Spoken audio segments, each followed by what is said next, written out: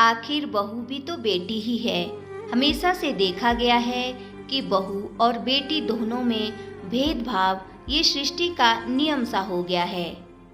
सास कभी भी अपनी बहू को बेटी नहीं मानती और ना मानना चाहती। वो क्यों नहीं समझती कि उनकी बेटी भी किसी घर की बहू है। घर में बहुत खुशी का माहौल छा गया जब सास को पता चला कि उसकी बहू के पांव भारी हैं। घर में बहू से एक बेटी तो पहले ही थी, अब सास को बहू से बेटे की चाह थी।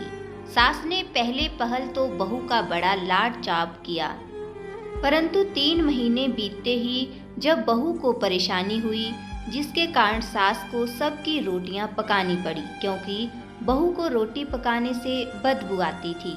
सास मन मार के रोटियां बनाती और पूरी रसोई घर को बिखेर कर आ जाती और फिर बहू से रसोई साफ करने को कहती। बहू बेचारी रसोई साफ करके कुछ खा भी नहीं पाती थी।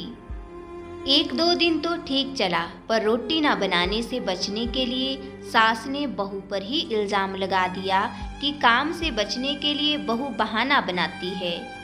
सास ने बेटे से कहा, मेरे बस की नहीं है तुम्हारी रोटियां बनानी, मैं तो अपनी 2 रोटियां बनाऊंगी और खाऊंगी, और जिसे भूख लगे वो अपनी रोटी बनाए और खाए। थोड़े दिन बाद पता चलता है कि उसकी बेटी भी पेट से है। बेटी माँ के पास आती है और कहती है, मम्मी मुझसे रोटी नहीं बनाई जाती, मुझे रोटी में से बदबू आती।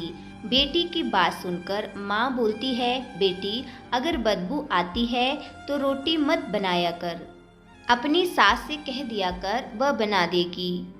बेटी तू ज़्यादा से ज़्यादा आराम किया कर, और अगर ज़्यादा ज़बरदस्ती करें तो कह देना, मुझसे नहीं होगा ये सब, हम हैं तेरे साथ, कुछ ज़्यादा परेशानी हो तो यहाँ आ जाना।